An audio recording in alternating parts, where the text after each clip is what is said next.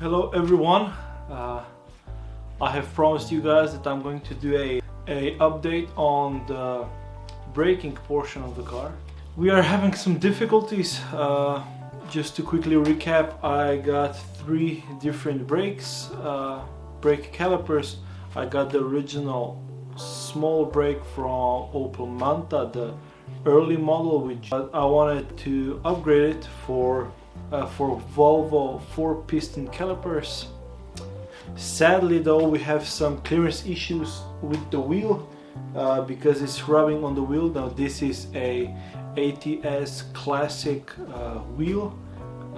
It is 13 inch in diameter and it is 7 inch wide.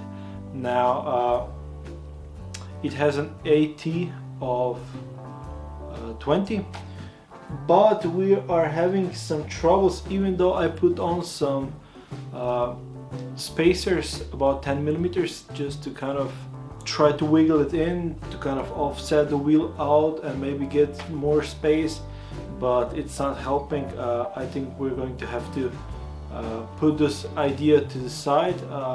I have also shot some videos of the clearance issues, which you can see here.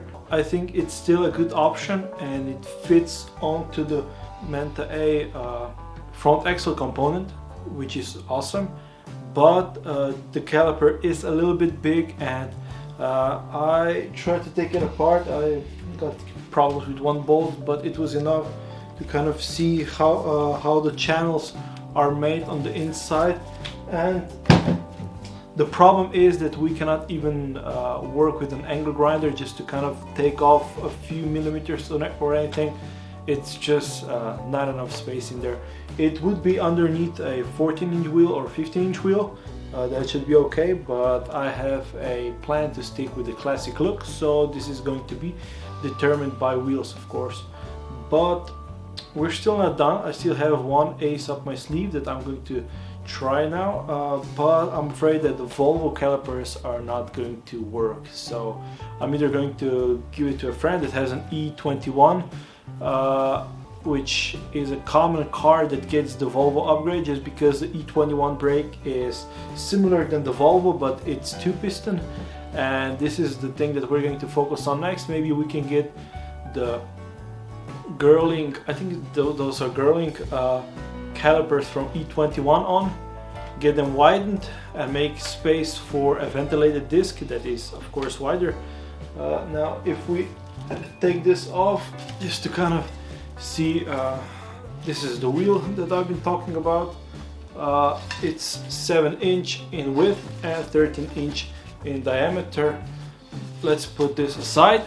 So these are my spacers that I've made from wood, just to kind of see a fast option if we can offset it enough, but it doesn't work actually. Now the good thing is, if you're going to go with bigger wheels and plan on using Volvo brakes, they do bolt up to the axle component straight on, no modifications needed, just 2 bolts and you can change them. They do have 2 inlets. You can either manufacture a T model or get a different master cylinder. I think that the Volvo 240 non-ABS or ABS, one of those have 1 line, 1 input. You can modify the calipers if you want, drill the hole through and all that jazz, but I don't want to do that. It's up to you to decide, and this is just a quick tip if you still want to use those calipers.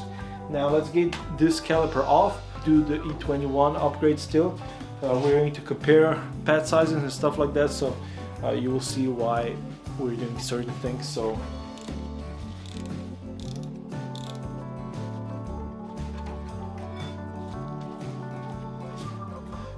this is it, quite bigger brake pad, but it doesn't fit, it rubs here and on the other side as well.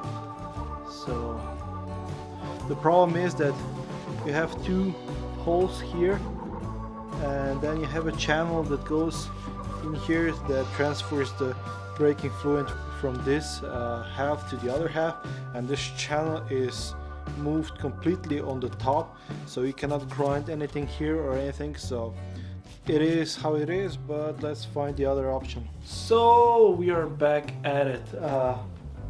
I have put on the BMW E21 / Lotus S1 S2 / bigger Manta brake, and did a little bit of adjusting with some old wood bits just to kind of see the offsets and stuff like that.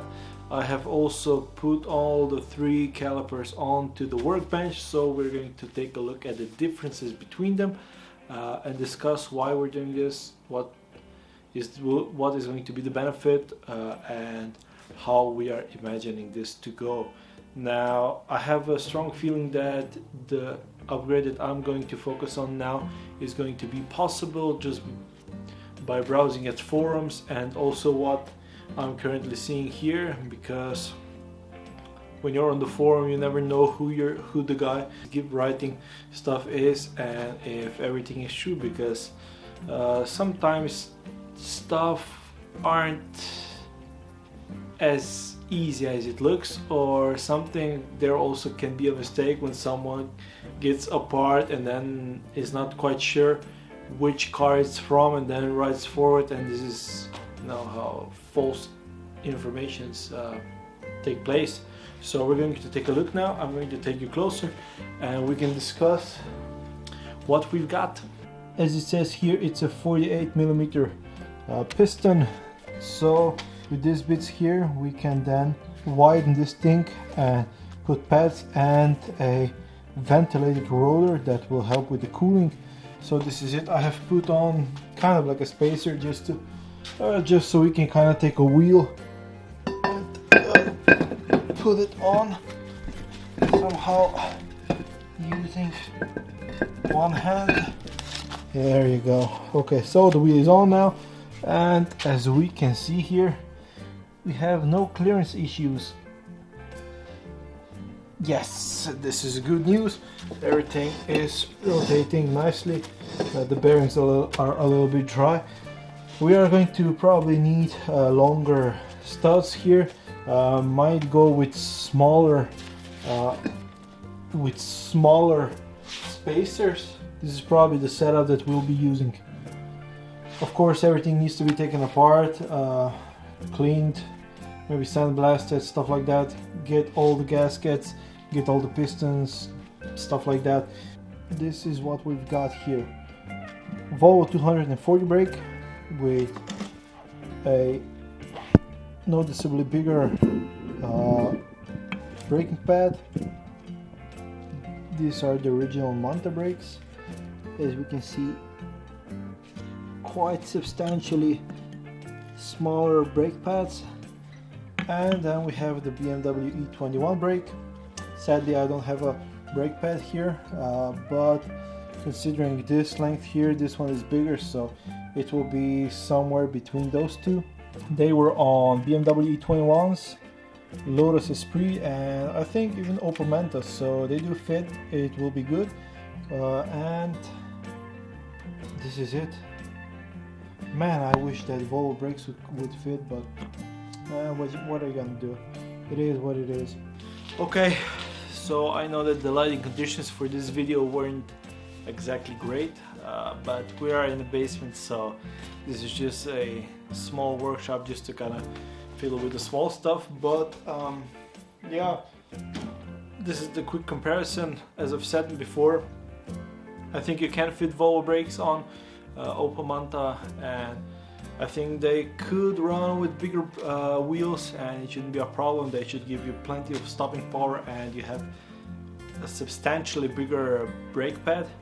However, I'm going to stay with 13-inch wheels, so this is it. We're going to go in the direction of E21 brakes, which should be more than sufficient, because even the original Manta brakes, the small ones are good enough for traffic for you to normally drive, to stop safely. It's not a big problem. They do the work good, but the heat capacity of those are kind of limited just because of small pad area, and also the brake rotor is 238 millimeters on the early models. That's what I have, so it is going to be a little bit challenging for spirited driving. Now the brake rotor that I'm going to upgrade is 246 millimeters, so 8 millimeter difference in diameter.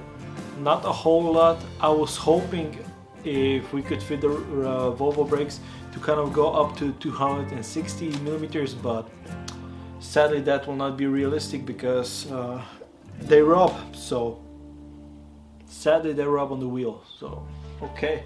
Now the main point again is that we're doing this because later models had 246 brakes. That will give me a little bit more heat capacity. Also the ventilated rotors are going to cool better and be more efficient. It's just, I think it's a good choice to make. It's not going to be a race car, it's not going to have racing brakes on, far from it, but I think it should be sufficient for spirited driving. And kind of, you know, I have to restore the brakes anyway, so why not invest into the other set that I got. I mean, those calipers I got for free from a friend, so it actually doesn't matter if I buy a rebuild kit for this one or for the original Manta one, because the price is almost identical, but with this one I'm going to have a little bit more heat capacity in them. Again, we're doing this because we can, not because we have to or because the original ones are unsafe or anything like that. The brakes that were constructed for the car are sufficient in almost any case. Throughout the automotive history, the engineers knew what they were doing, but better technology did come through the years, and they did upgrade even in the Manta A model to the 246 millimeters. So this was a fun little afternoon. I'm glad that everything fits. We might need to skim down this edge here. This will probably have to happen because it rubs a little bit on the caliper itself, but I'm not quite sure how thick the spacers for the calipers are. Now the disc itself is around 11 millimeters, the non-ventilated, the solid one, and the other one is 23 millimeters, so it should be around 1 centimeter, and this is what the thickness of these bad boys is. So this is it, a little demonstration of what you can do in the basement, just to kind of use a little bit of old wood and kind of mimic what it's supposed to be like. Now we are going to have a different episode with rebuilding the brakes, painting them and stuff like that. You can put some paint suggestions in the comment below. I'm thinking either silver, maybe golden calipers. I'm not going to go too fancy because the surface of these is pretty messed up, so I'm not going to go crazy and like put on filler or stuff like that. They're just not that fancy. I might do it with Volvos. I might have do it with Volvo calipers because they're bigger and it's a little bit easier to work on. But I mean, this not feasible. Just a good clean, good scrub, get all the rust and debris off. Gonna get to the bare metal and then coat of paint. I did notice if you're going to be using these ones, the E21 brakes, they do have different serial numbers. This because it's a left and a right, just because the inlet is is on the different sizes. So you kind of keep in mind that I think this one is. I think this one is right. No, yeah. 6432240. This one is the right one. The left one ends with 439. Just if anyone is interested. Now we still have to figure something out with the back of the car.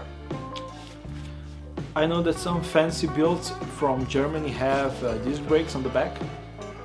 I kind of like that idea versus the drums. Again, drums are sufficient. They will stop you, they're safe, they're good. More than enough for normal traffic and driving, you know, Sunday drives.